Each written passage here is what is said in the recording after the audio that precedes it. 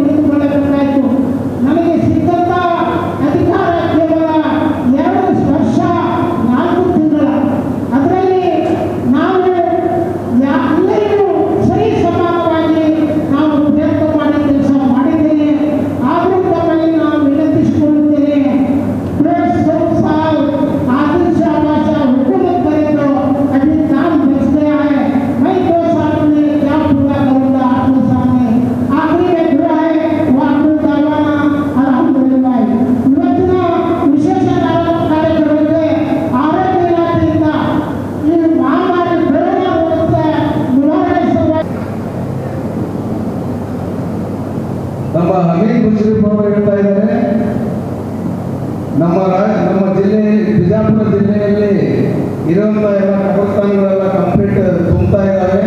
ದಯವಿಟ್ಟು ನಮಗೆ ಇನ್ನೊಂದು ಸ್ವಲ್ಪ ಕಬರಸ್ಥಾನಕ್ಕೆ ಜಾಗವನ್ನು ಕೊಡಿಸಿ ಅಂತಲ್ಲ. ಅದು ಒಂದು ಸರ್ಕಾರದಿಂದ ಒಂದು ಸರ್ಕ್ಯುಲರ್ ಬಂದಿದೆ, ಅದನ್ನು ನಿಮಗೆ ಕೊಡ್ತೀನಿ. ನಾನು ನಮ್ಮ ಉಸ್ಮಾನ್ ಪಟೇಲ್ ಅವರಿಗೂ ಕೊಡ್ತೀನಿ. ಸರ್ಕಾರದ ಜಾಗ ಎಲ್ಲೆಲ್ಲಿದೆಯೋ ಅಲ್ಲಿ ನೀವು ಅದನ್ನು ಗುರುತಿಸಿ, ಆ ಸರ್ವೆ ನಂಬರು ಅದೊಂದು ಫಾರ್ಮೆಟ್ ಇದೆ, ಆ ಫಾರ್ಮೆಟ್ ಅಲ್ಲಿ ನೀವು ಗುರುತಿಸಿ ನಮ್ಮ ಸಂಬಂಧಪಟ್ಟ ಜಿಲ್ಲಾಧಿಕಾರಿಗಳ ಮೂಲಕ ನೀವು ನಮ್ಮ ಸರ್ಕಾರಕ್ಕೆ ಕಳಿಸಿದ್ರೆ ನಾವು ಅಲ್ಲಿ ಅದನ್ನ ಚರ್ಚಿಸಿ ಆದಷ್ಟು ಬೇಗ ನಿಮ್ಮ ಒಂದು ಸಮಸ್ಯೆಯನ್ನ ನಾವು ಬಗೆಹರಿಸ್ತೇವೆ ಅಂತ ನಿಮ್ಮ ಈ ಸಂದರ್ಭದಲ್ಲಿ ಹೇಳ್ತಾ ಇದ್ದೀನಿ. ಹಾಗೂ ನಮ್ಮ ಈ ಮುತುವಲ್ಲಿಗಳ ಹೆರಿಡೇಟರಿ ಮುತುವಲ್ಲಿ ನಾರ್ತ್ ಕರ್ನಾಟಕದಲ್ಲಿ ಬಹಳಷ್ಟು ಸಮಸ್ಯೆಗಳಿದೆ. ನನಗೆ ಹೆರಿಡೇಟರಿ ಮುತುವಲ್ಲಿ ಅಪಾಯಿಂಟ್ಮೆಂಟ್ ಮಾಡಿ ಅಂತೇಳಿ ಒಂದು ಸಮಸ್ಯೆಗೆ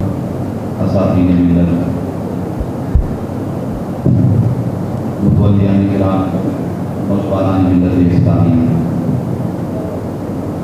अल्लाह तबारक व तआला का बेपनाह फज़ल व करम और उसी की तौफीक को इनायत जिसके बाइस हम तमाम आज की अज़ीमुश्शान तारीख साज इजलास में शिरकत की सादत से लगा है। अल्लाह तबारक व तआला हम सब की जमा होने को अपनी बारगाह में कबूल फरमाए।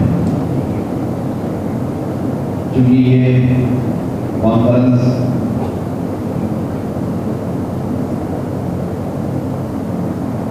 वक्फ बोर्ड के हवाले से मुनक्किद हुई है या औकाफी मसाइल के हवाले से मुनक्किद हुई है, और यहाँ तमाम हज़रात को इसलिए जमा किया गया है कि हम सब मिल बैठ कर हमारे अपने औकाफ के मसाइल पर गुफ्तगू करें और उन मसाइल का कानून के दायरे में रहकर एक मुनासिब और बेहतर हल निकालें। इसके लिए वक्फ बोर्ड के मौजूद रुकन के अनवर बादशाह साहब ने मुख्तसर मगर बड़ी मुफीद गुफ्तगू फरमाई, और उनकी ये जिम्मेदारी ये है कि वो बहैसियत रुकन वक्फ बोर्ड सूबा कर्नाटका के औकाफी मसाइल के हल के लिए हमेशा कोशिश की। उन्होंने अपनी जानिब से इस बात का इकरार भी किया है, वादा भी किया है कि औकाफ के जितने मसाइल होंगे उन मसाइल का कानून के दायरे में रहते हुए वो हल आप अपनी खिदमत में पेश करेंगे। इस मौके पर मैं बीजापुर जिला से आए हुए तमाम मुतवल्लियान किराम से, कमिटीज के सदूर और सेक्रेटरीज से, और बागलकोट जिला के भी बहुत सारे जिम्मेदार तशरीफ लाए, उनसे भी ये अर्ज करना चाहूँगा कि सबसे पहले इस वक्त न सिर्फ बीजापुर बागलकोट जिला बल्कि सूबा कर्नाटका बल्कि पूरे हिंदुस्तान में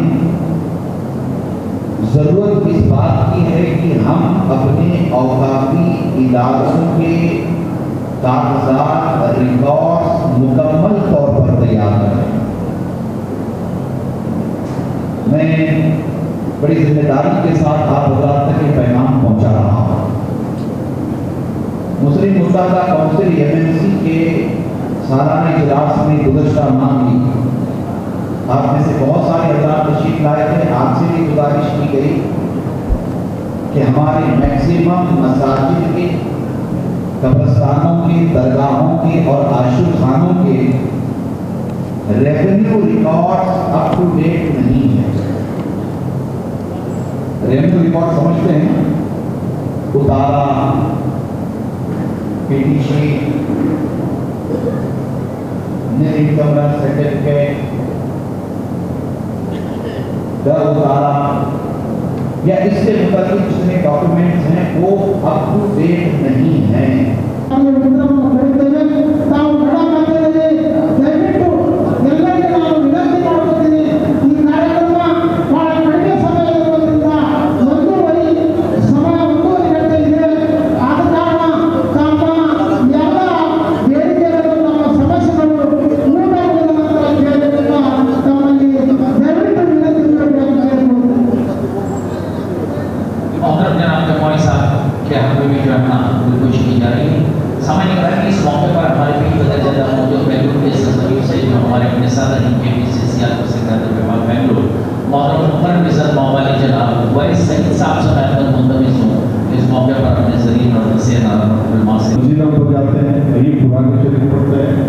वही हुजूर को मानते हैं, वही कलमा पढ़ते हैं, वही सजदा करते हैं, तो डिफरेंस कहाँ था मुझे समझ में।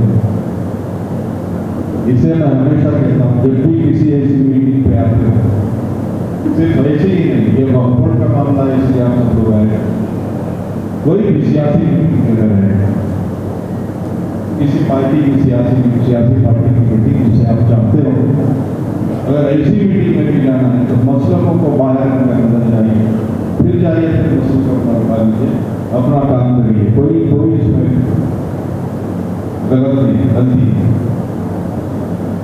आप देख रहे हैं कि कैसी हालत चल रही है हिंदुस्तान में आज, इस दौर से हम लोग गुजर रहे हैं,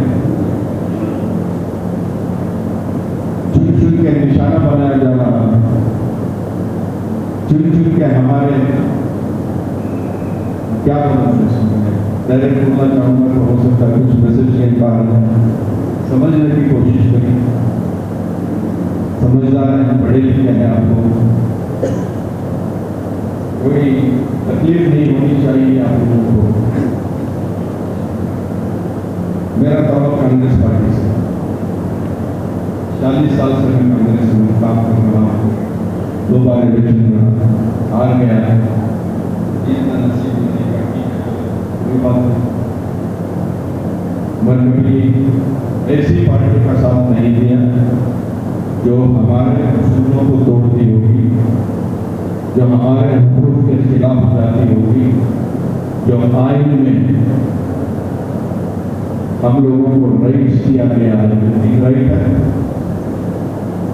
एजुकेशनल राइट्स है, फ्रीडम ऑफ स्पीच है, हर चीज की राइट्स, फंडामेंटल राइट्स जिसको बोलते हैं, वो राइट्स आइन में। और ऐसी गंदी सियासत चल रही है कि आने वाले दिनों में अगर वही पार्टी इंतजार पाएगी जो आज है, तो इस आइन के अंदर जो हमारे हुकूक है उसको खत्म कर देगी। और आप देखते रहेंगे ये कानून ऐसा भी निकलने वाला है। हम लोग वक्त की बात कर रहे हैं, अगर समझ लीजिए कोई मस्जिद है, उस मस्जिद का प्रॉपर्टी के डॉक्यूमेंट्स नहीं है। तो अभी जो है स्क्रीनिंग कमेटी के चेयरमैन वक्फ बोर्ड के अनवर पाशा साहब हमारे साथ मौजूद हैं। आइए इन्हीं से जानते हैं कि आज उन्होंने वक्फ बोर्ड पर काफ़ी रोशनी डाली है, इसके तहत पहुँचा। सर आज के हालात क्या है? क्या बोर्ड के हालात अभी सही ठीक से चल रहे हैं। जो हमारे कर्नाटक स्टेट से बोर्ड को डिस्ट्रिक्ट से जो भी हमारे प्रॉब्लम्स आ रहे हैं, अल्हम्दुलिल्लाह बोर्ड की टीम बहुत अच्छी है, पूरे भी एजुकेटेड मेंबर्स हैं हमारे साथ, अच्छा काम चल रहा जा रहे हैं अभी। तो अभी आपने कहा कि कंपाउंड वॉल के लिए अभी हमें गवर्नमेंट को प्लान एस्टिमेट सबमिट करना ज़रूरी है। अब हमें पूछे नहीं पैसा कहाँ से देते हैं वो, वही मैं उस्मान पट के लिए बजट क्यों कम? बजट है ना, बजट ये बार माइनॉरिटी में 1500 करोड़ रुपए बजट दिए येडियुरप्पा ये हुकूमत में, इसलिए उसमें भी कंपाउंड वॉल को 100 करोड़ रुपए रिजर्व रखे। हमारा प्लान एस्टिमेट वगैरह हमें देखो गवर्नमेंट लेवल में जाको काम पूछे तो देते हैं वो पैसे। वो कौन सा गवर्नमेंट रहा तो भी हमारा क्या बजट रहता है, हमारा स्कीम क्या रहता है, वो इस्तेमाल हमें कर लिए तो अच्छा रहता है। बहुत से वक्फ जो प्रॉपर्टीज़ हैं इंक्रोचमेंट में, वही मैं मेरे स्पीच में बता रहा था, जो प्रॉपर्टी एनक्रोच हुआ तो उसका हमारे बोर्ड में इत्तला मिला तो हमें ज़रूर उसके बारे में क्या एनक्रोच जो प्रॉपर्टी हुई है उसे हमें क्या करना, बोर्ड में बैठ कर डिस्कस करको जो एनक्रोच हुई प्रॉपर्टी वो हमें जल्दी से जल्दी बोर्ड को अक्कर कर लेने के लिए हमें कोशिश करते हैं। तो अभी आपने कहा कि आपके जो इलेक्टेड होने में बीजापुर के मुतल्लियों का बड़ा हाथ है, लेकिन बीजापुर में ऐसे बहुत से प्रॉपर्टीज़ हैं जो वक्फ बोर्ड में हैं लेकिन हालत खस्ता हालत में है, तो इस पर क्या आप नज़रसानी कर रहे हैं? मैं वही हमारे वक्फ बोर्ड के वक्फ ऑफिसर मोहसिन है ना, उनके सुबह को मैं पूरा इत्तला ले लिया, ऑडिटर है ना, वो ऑडिटर से पूरा इत्तला ले लिया, जो कितने इदारे हैं कितने एनक्रोचमेंट में हैं वो पूरा भी डिटेल हमारे बोर्ड को सबमिट करो। हमें बोर्ड मीटिंग में वो कौन से एनक्रोचमेंट में हैं वो देख को हमें उसका फैसला लेंगे। सर इतना आपने कहा कि फ़ंड आ रहा है गवर्नमेंट से जो आपको बजट मिलता है, लेकिन मुतल्लिक़ जो मस्जिद के इमाम हैं जो अजान देने वाले हैं उनकी तनख्वाह में इजाफा क्यों नहीं हो रहा? नहीं, अभी 15 दिन पहले हमें मौजन को पेश इमाम को तनख्वाह भी दिए हैं पूरा स्टेट से 3-4 महीने। वो क्या कि बैंक अकाउंट प्रॉब्लम था, दूसरी बैंक में हमें अकाउंट चेंज करने का था, 3 महीने ऐसी बोर्ड मीटिंग हुई थी। हमारे बाद में हुकूमत के बीच में थोड़े प्रॉब्लम्स थे, परसों आनंद सिंह मिनिस्टर हुए ना, उनके साथ बैठ को हमें मीटिंग करने की परमिशन ले लिए। मीटिंग कर को बोर्ड का जो मौजन को पेशमाम महीने के पैसे तनख्वाह आता है वो पूरा रिलीज कर दिया। अभी मौजन को और पेशवाम को मिनिमम तनख्वाह आप देते हैं, कम से कम तनख्वाह देते हैं। 3-4 महीने अगर उनकी तनख्वाह नहीं है, उनका दूसरा जरिया नहीं रहता है, लेकिन आप उनसे क्या उनको क्या ऑप्शन करें? अभी मैं स्पीच में बोल रहा था, हमारे तनवीर पीरा हाशमी साहब भी वही मसला बोले हैं। तनख्वाह ज़ियाद करने के लिए हमें बोर्ड में मीटिंग में सब्जेक्ट रख ले को गवर्नमेंट को हमें एक प्रपोजल भेजते हैं, उसमें गवर्नमेंट प्रपोजल के साथ हमें भी गवर्नमेंट में जाकर बातचीत करके तनख्वाह ज़ियाद करने के लिए कोशिश करते हैं। तो अभी जो कॉन्फ्रेंस हुई है इसके तरफ क्या इन तमाम बातों पर क्या एक्शन लिया जाएगा? क्या इस पर नज़रसानी की जाएगी? क्या इसे यूं ही जिस कॉन्फ्रेंस में मेरा इम्पोर्टेंट चीज़ क्या है, 2014 का लीज रूल्स है हमारा, जो प्रॉपर्टी हमें बोर्ड वाले इदारे में कॉम्प्लेक्स वगैरह रेंट को दे रहे हैं, वो लीज रूल्स के हिसाब से अग्रीमेंट करको देखो, हमारा वही इंटेंशन है। पूरे स्टेट कर्नाटक के वक्फ बोर्ड के जो प्रॉपर्टियाँ हैं वो प्रॉपर्टी में लीज रूल्स के हिसाब से कर्नाटक स्टेट बोर्ड ने 2014 में एक रूल्स फॉर्मेट किया है, वो हमारा इस्तेमाल में आन देगा बोल को मैं वही बता रहा था। सर, जितने भी प्रॉपर्टीज जो सिटी में रहते हैं, यहाँ पर कमर्शियल ज़्यादा नज़र आते हैं आपको, उसी को डेवलपमेंट करते हैं, लेकिन बाहर इतने खस्ता हाल जो प्रॉपर्टीज़ हैं वक्फ बोर्ड के, उस पर नज़रसानी कब होगी? बीजापुर डिस्ट्रिक्ट में 71 प्रॉपर्टीज़ वक्फ इदारे के 1 लाख अबोव इदारे हैं। जो टाउन में कॉम्प्लेक्स वगैरह वही रहता है, उसे कमेटी रहती है, वो ज़रा ज़्यादा उसका तवज्जो होती है, इसलिए वो पूरे लोग उसके ऊपर ज़्यादा तवज्जो देते हैं। अब बगैर इनकम के इदारे गाँव के बाहर रहते हैं, वहाँ ज़रा ज़्यादा तवज्जो कम रहती है। इंशाल्लाह आगे आने वाले दिनों में वही भी हमें काम कर को उधर अच्छी कमेटी बिठा को वहाँ का भी ज़्यादा तवज्जो दे को वहाँ से भी इनकम ऐसा का करेंगे। शुक्रिया, बहुत बहुत शुक्रिया। आज बीजापुर ज़िले में 27/3/2021 जो वक्फ की प्रॉपर्टी बचाना और संरक्षण करने के लिए जो एक छोटा मीटिंग बुलाए थे। छोटा क्यों बुलाए बोले तो आज बीजापुर ज़िले में एक कोरोना बीमारी रहने से एक कम लोगों को, लीडर्स को बुलाकर एक मीटिंग करे हैं।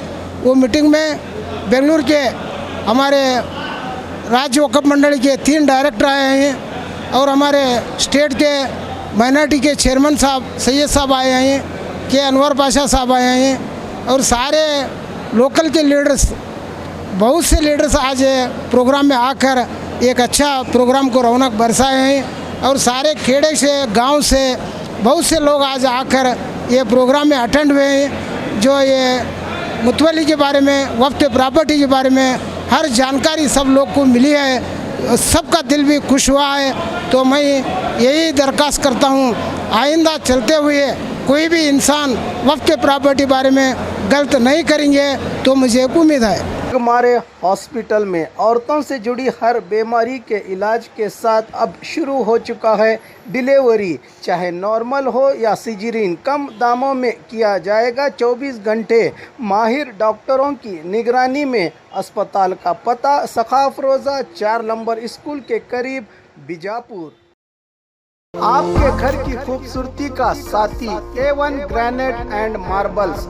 अपने घर की खूबसूरती के लिए हर तरह के फर्श, बाथरूम टाइल्स और आंगन को दिलकश बनाने पार्किंग टाइल्स और चमकदार वेट्रीफाइड और कड़पा कम दामों में आपके बजट और आपके सपनों के घर का हमें है ख्याल। आकर्षित और मन मोह लेने वाले डिजाइन के साथ आज ही विजिट कीजिए A1 ग्रेनाइट एंड मार्बल्स, अतनी रोड, पुष्कर नगर, SYN 752 बीजापुर। मोबाइल संख्या 8073639921 7411651430 पर। और खबरों के लिए देखते रहिए बी न्यूज़ नेशन।